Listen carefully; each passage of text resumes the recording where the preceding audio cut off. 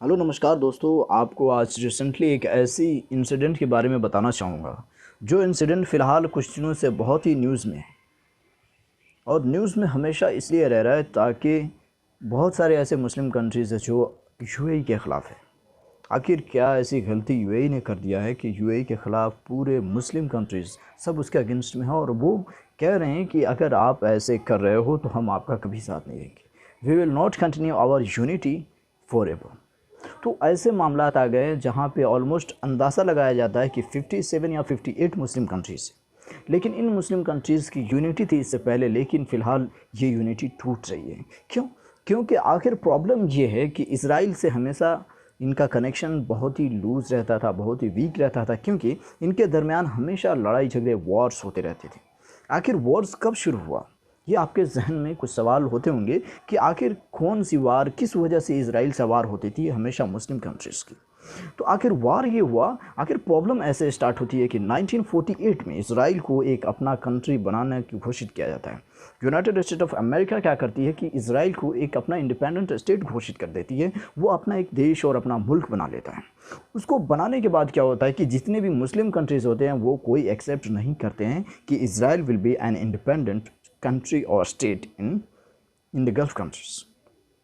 तो इसलिए क्या हुआ कि इज़राइल को कोई एक्सेप्ट नहीं कर रहा था। लेकिन आपको पता होगा शायद कि इज़राइल एक ऐसा देश है, एक ऐसा मुल्क है जो दिखने में बहुत ही छोटा दिखता है, लेकिन वहाँ के लोग छोटे नहीं होते। आपको शायद पता होगा कि इज़राइल के लोग डिप्लोमेसी में बहुत आगे हैं, इंटेलेक्चुअलिटी में बहुत आगे हैं। वो अपने ऐसे ऐसे new updates, new version technology रखे हैं जिन टेक्नोलॉजी की मदद से वो पूरे देश पे भी हावी हो सकते हैं, जिसकी वजह से अमेरिका भी बहुत सपोर्ट करता है इज़राइल को। क्यों?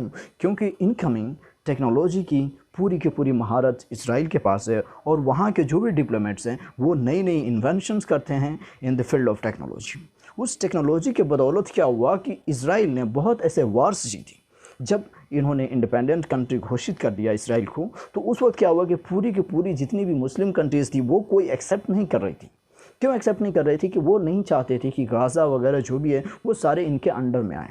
उस दौरान क्या हुआ कि ये लोग वॉर्स क्रिएट किए और वो सारे वॉर्स इनके अगेंस्ट में हुआ। वहीं पे इजिप्ट और ट्रांसनिस्ट्रिया, सीरिया और ईरान, ये सारे के सारे मिल कर के वॉर्स किए और वॉर्स में क्या हुआ कि वो लोग हार गए और इज़राइल वेस्ट जेरूसलम को कैप्चर कर लिया।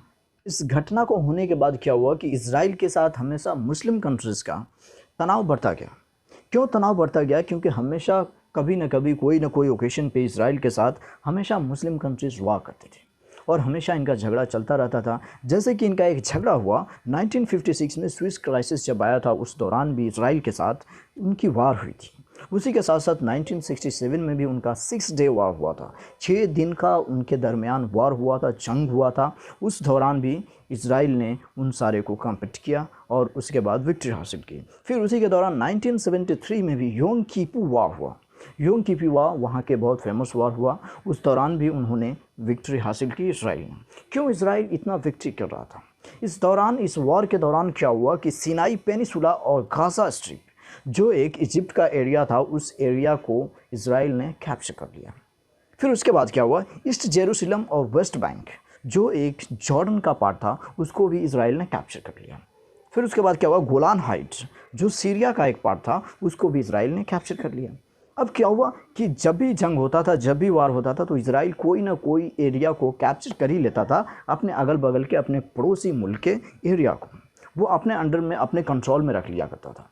तो इसी दौरान क्या हुआ कि सारे मुस्लिम कंट्रीज़ और भी ज़्यादा एग्रेसिव थे और भी ज़्यादा इनके अंदर फायर था कि यार क्यों, आखिर क्या वजह है कि ये हमारे पूरे लैंड्स को कैप्चर कर रहे हैं। ये जानते थे कि हमेशा की तरह 1948 के बाद इनके तनाव बढ़ते गए, इनके झगड़े बढ़ते गए और इसके बाद में क्या हुआ कि इज़राइल ने अपने टेक्नोलॉजी के दम पे, अपने डिप्लोमेसी के दम पे हमेशा मुस्लिम कंट्रीज़ को डिफीट करता रहा और कोई कोई एरिया, कोई कोई लैंड को अपने अंडर में कैप्चर करता रहा। इसी को कैप्चर करने के बाद क्या हुआ कि ये सारे के सारे मुस्लिम कंट्रीज़ यूनाइट होकर के एक डिसीज़न लिए। आखिर डिसीज़न क्या था जिसको लेकर के हमेशा इस पे अड़े रहे?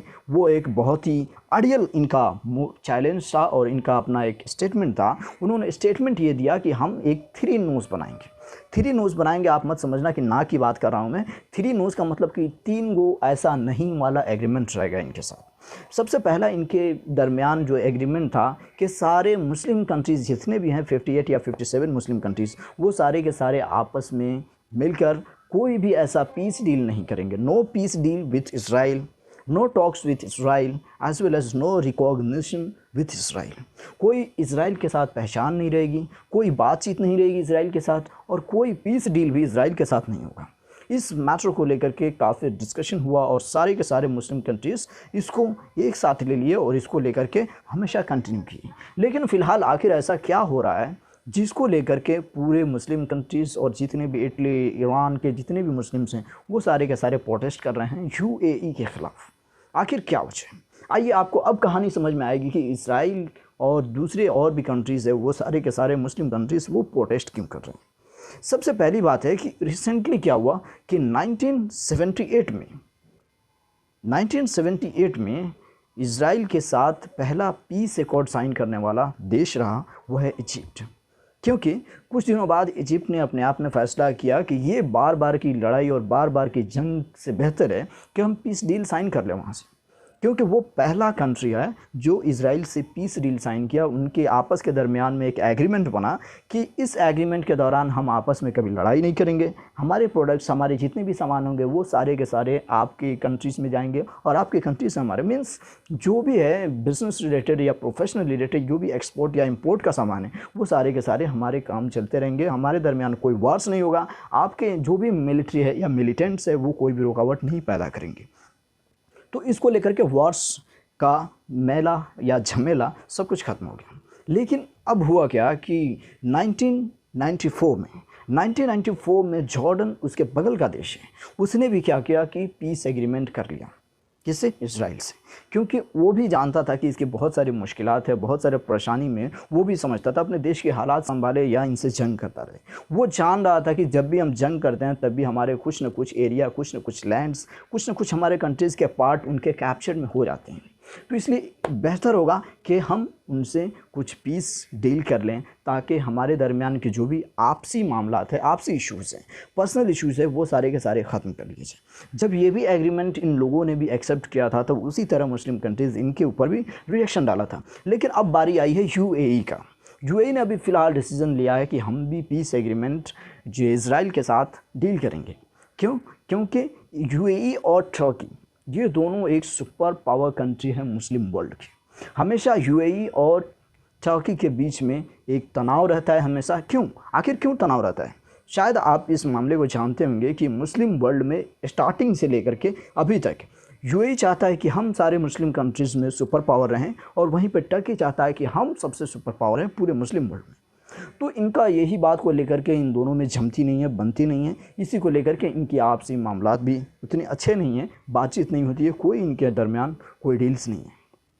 लेकिन फ़िलहाल ये टर्की को मौका मिल चुका है कि ये यूएई के ऊपर बात रखे, यूएई के ऊपर बोले, यूएई के ऊपर लोगों को भड़काए या लोगों को उसको अपने पक्ष में रखे कि यूएई गलत कर रहा है। टर्की ने एक ऐसा अराउंड या माहौल सराउंडिंग्स बना चुका है कि यूएई जो कर रहा है वो बहुत गलत कर रहा है हमारे साथ। क्यों? क्योंकि इज़राइल ऐसी कंट्री के साथ डील करना जो इनके बहुत सारे एरियाज़ को, लैंड को उसने कैप्चर किया। कैप्चर करने के बाद क्या हुआ कि उनके बहुत सारे ऐसे ब्रदर्स या मिलिटेंट्स या उनके जो भी आर्मीज़ हैं वो सारे के सारे मौत के घाट उतार दिए गए। उनकी टेक्नोलॉजी की वजह से बहुत सारी कंट्रीज़, ये सारे मुस्लिम कंट्रीज़ हैं जितने भी, उन सबको नुकसान हुआ। तो ये इतनी नुकसान होने के बाद भी इन लोगों ने 3 नोज़ बनाया था। अगर उस नोज़ को अगर ये लोग वायलेट करते हैं तो जाहिर सी बात है किसी भी कंट्री को, किसी भी मुस्लिम कंट्री को इसके बहुत दुख और गम होगा और ये नफ़रत होगी और उस कंट्री के ख़िलाफ़ ये सारे के सारे नफ़रत इजहार किए जाएंगे, ज़ाहिर किए जाएंगे। तो यही सेम रिएक्शन पीपल का हुआ है। यहाँ के जितने भी पीपल्स हैं मुस्लिम वर्ल्ड के वो सारे के सारे अप्रोच कर रहे हैं, नेगेटिव अप्रोचेस आ रहे हैं यूएई के ख़िलाफ़ कि यूएई ये जो कर रहा है ये गलत है। हमारे एग्रीमेंट जो बना था as per hour accords which has been made by all the Muslim countries that there should be no peace deal, there should be no talks and there should be no recognition at any moment with Israel. तो ये piece agreement को तोड़ा जा रहा है जिसकी वजह से पूरे के पूरे मामलात खड़े हुए हैं।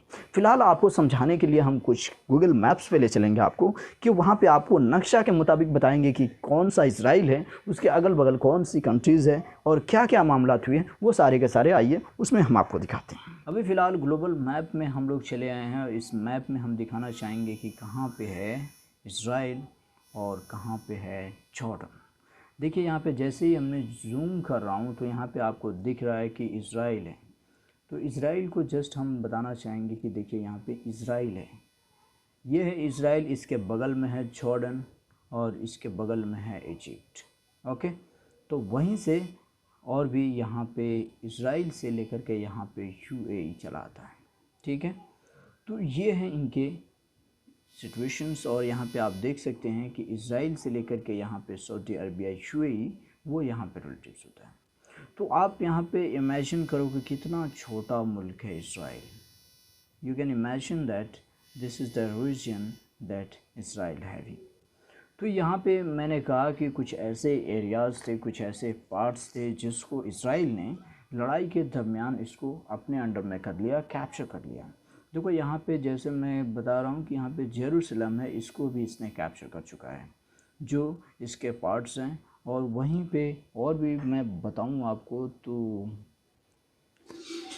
गोलान हाइट्स आपको शायद दिखते होंगे इसमें, गोलान हाइट्स।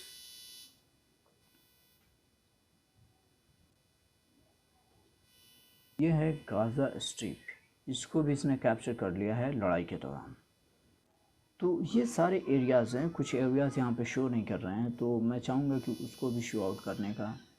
और यहाँ पे वो सारे के सारे एरियाज़ दिखाई देंगे, तो आप देख सकते हैं।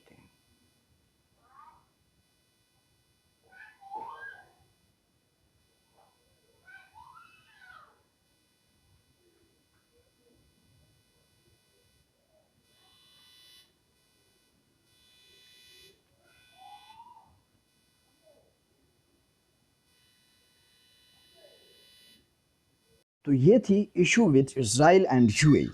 जैसा कि यूएई थर्ड ऐसी कंट्री है जिसने पीस एग्रीमेंट इज़राइल के साथ किया है, उसी के साथ साथ ये इशू का एंडिंग होता है। और मैं चाहता हूँ कि अगर आपको वीडियो अच्छी लगी तो प्लीज़ अपने फ्रेंड्स, अपने दोस्तों में शेयर कीजिए, ताकि ऐसे ऐसे इन्फॉर्मेटिव वीडियोस आपको ये सारे के सारे ग्लोबल न्यूज़ से लेकर के सब चीज़ में आपको अपडेट्स दिए जाए।